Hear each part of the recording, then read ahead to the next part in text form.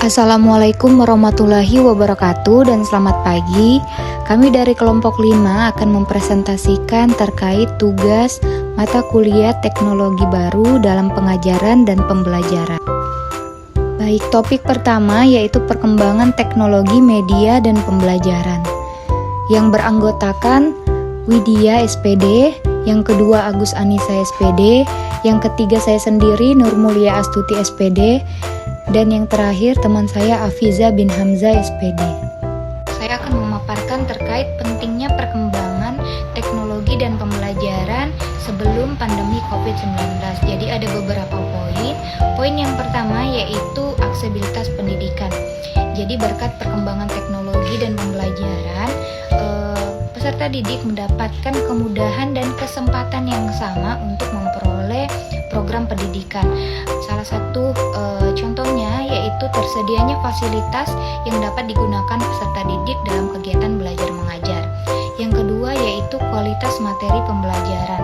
Berkat perkembangan teknologi dan pembelajaran, kualitas materi yang diberikan oleh pendidik lebih baik karena dapat memanfaatkan teknologi yang ada sesuai dengan kebutuhan peserta didik.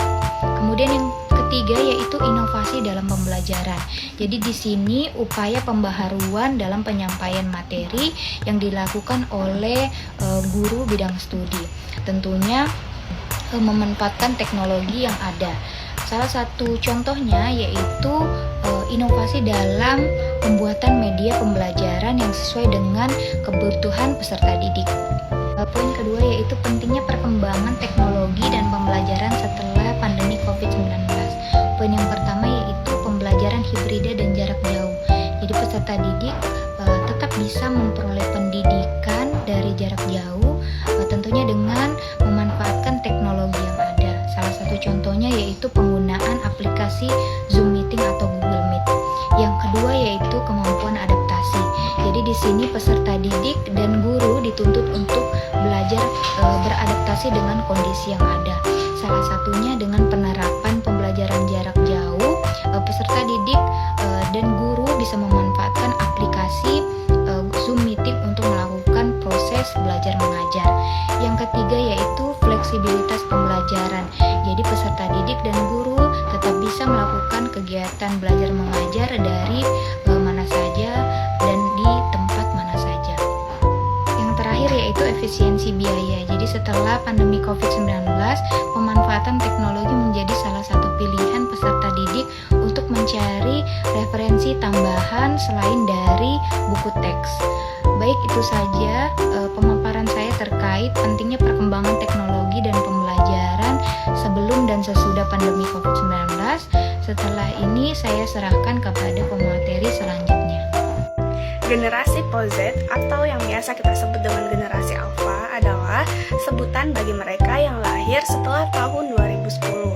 Nah, seperti yang kita ketahui bahwa generasi alfa adalah mereka yang lahir di era teknologi digital yang sangat canggih, sehingga karakteristik peserta didik para generasi alfa sangat mempengaruhi dalam pemilihan teknologi, media, dan metode yang tepat untuk digunakan dalam pembelajarannya.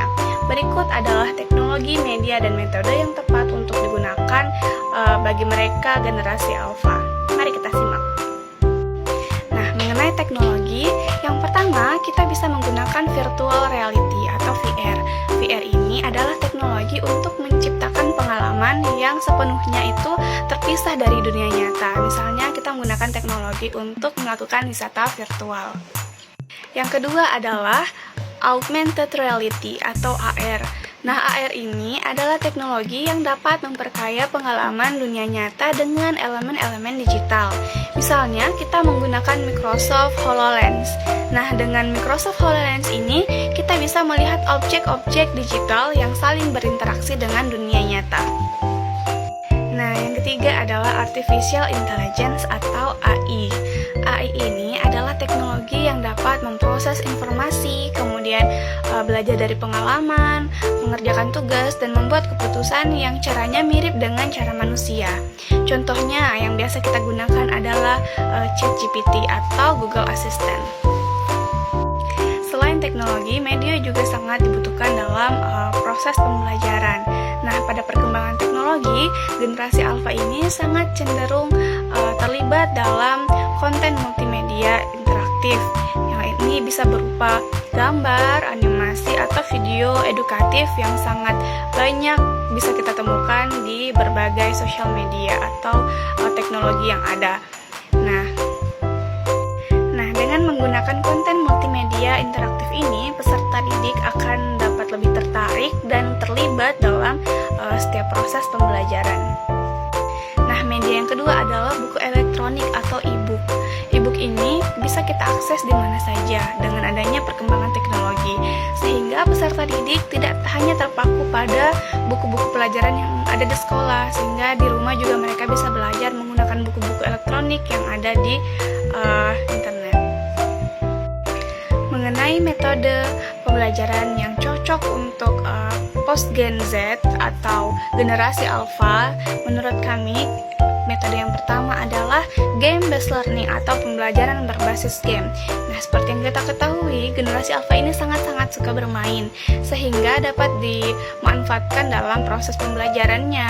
Pembelajaran berbasis game ini bisa memanfaatkan game-game edukatif yang bisa memuat konten bahasa, kemudian ilmu pengetahuan, konsep matematika, dan keterampilan lainnya. Nah, metode yang kedua adalah pembelajaran berbasis proyek atau project based learning. Nah, pembelajaran ini menuntut peserta didik untuk aktif dalam menggunakan teknologi untuk menyelesaikan proyek-proyek yang harus mereka kerjakan dalam pembelajaran. Nah, metode pembelajaran yang ketiga adalah metode pembelajaran berbasis kolaborasi atau pembelajaran kolaboratif. Nah, metode ini dapat digunakan untuk menuntut peserta didik aktif berkolaborasi dengan teman-temannya yang dapat memanfaatkan teknologi, misalnya menggunakan video konferensi dalam pembuatan atau dalam pengerjaan tugas-tugas mereka. Oke, baiklah, selanjutnya saya akan menjelaskan tentang contoh-contoh teknologi, media, dan metode pembelajaran untuk generasi post Z.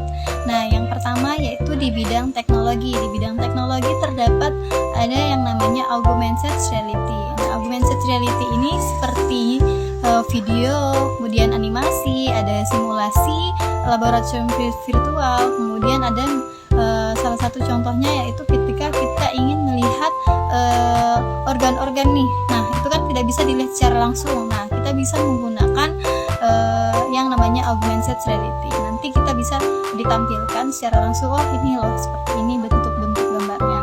Nah, kemudian ada yang namanya VR atau reality virtual. Nah, reality virtual ini salah satu contohnya yaitu menggunakan kacamata VR atau helm VR. Nah, ini digunakan agar kita dapat berinteraksi langsung secara dunia maya.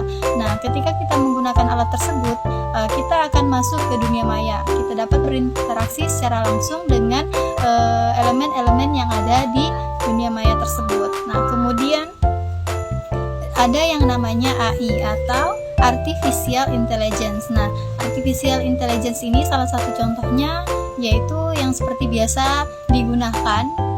Salah satu contohnya ada yang namanya ChatGPT. Nah, ChatGPT ini saya gunakan biasa untuk mencari jawaban-jawaban atas pertanyaan-pertanyaan soal.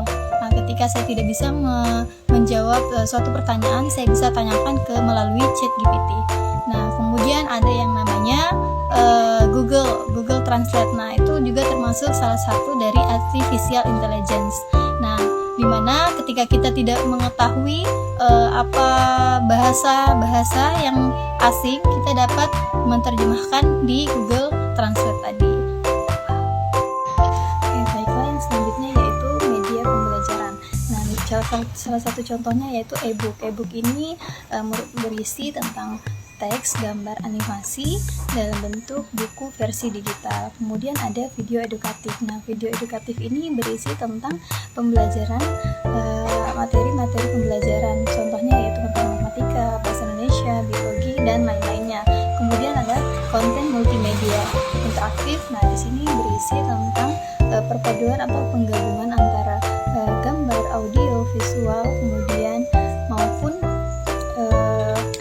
elemen interaktif lainnya untuk dapat menciptakan pembelajaran yang menarik bagi peserta didik. Kemudian yang selanjutnya yaitu ada metode. Nah, metode pembelajaran yang digunakan yaitu metode pembelajaran berbasis game. Pembelajaran yang berbasis game ini agar peserta didik memiliki motivasi untuk mengikuti pembelajaran, meningkatkan pemahaman pada materi yang ingin disampaikan. Kemudian yang kedua yaitu pembelajaran berbasis proyek. Pembelajaran berbasis proyek ini bertujuan untuk meningkatkan kreativitas peserta didik, kemudian inovatif, kemudian kreatif, dan terampil dalam membuat suatu produk. Nah, kemudian yang ketiga yaitu pembelajaran berbasis kolaborasi. Nah, pembelajaran ini bertujuan untuk meningkatkan kerjasama antara peserta didik yang satu dengan peserta didik yang lain. Kemudian berfungsi untuk menjadi sebagai penguatan emosional. Nah, selain itu dapat bekerja sama untuk memecahkan suatu masalah, kemudian mengembangkan keterampilan dalam bersosialisasi. Baiklah, di sini saya akan melanjutkan presentasi dari hasil diskusi kami mengenai pemanfaatan teknologi dalam pembelajaran dengan memperhatikan karakteristik peserta didik di abad 21. Yang pertama ada pembelajaran berbasis proyek. Pembelajaran berbasis proyek ini merupakan teknologi yang dapat digunakan untuk mendukung proses pembelajaran berbasis proyek di sekolah, di mana siswa bekerja dalam kelompok ataupun individu untuk menyelesaikan proyek nyata yang mengintegrasikan berbagai keterampilan maupun pengetahuannya. Kemudian dengan pembelajaran berbasis proyek ini, siswa dapat menggunakan alat kolaboratif online seperti Google Docs atau Microsoft Teams untuk berkomunikasi dan berbagi dokumen proyeknya. Selanjutnya, pembelajaran kolaboratif. Pembelajaran kolaboratif ini merupakan pembelajaran yang memungkinkan siswa untuk berkolaborasi secara online dengan sesama siswa atau bahkan dengan siswa dari seluruh dunia. Ini dapat dilakukan melalui platform kolaborasi seperti Google Workspace for Education atau platform pembelajaran daring atau LMS. Kemudian ada pembelajaran berbasis berorientasi masalah.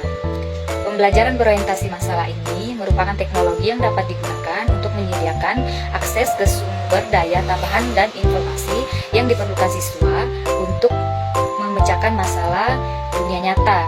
Siswa dapat melakukan penelitian online, mengakses basis data, berkomunikasi dengan pakar di bidang yang relevan. Selanjutnya, blended learning.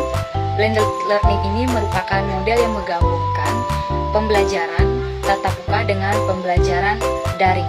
Teknologi blended learning ini merupakan teknologi yang dapat digunakan untuk menciptakan konten pembelajaran daring yang terstruktur dan interaktif dan dapat diakses oleh siswa manapun. Kemudian ada pembelajaran mandiri. Pembelajaran mandiri ini merupakan platform pembelajaran daring yang dapat memungkinkan siswa untuk belajar mandiri dan mengambil kendali atas pembelajaran mereka sendiri. Jadi peserta didik ini dapat mengatur jadwal belajar, mengikuti kursus daring, dan mengakses sumber daya pembelajaran kapan saja. Selanjutnya ada pengembangan keterampilan digital. Siswa dapat diajarkan keterampilan digital seperti literasi digital, pemecahan masalah, teknologi, dan penggunaan perangkat lunak produktivitas. Perangkat lunak produktivitas ini mencakup seperti aplikasi pengelola gambar dan video. Selanjutnya ada penilaian berbasis teknologi. Penilaian berbasis teknologi ini merupakan teknologi yang dapat digunakan untuk mendukung proses penilaian, termasuk ujian daring, penugasan online,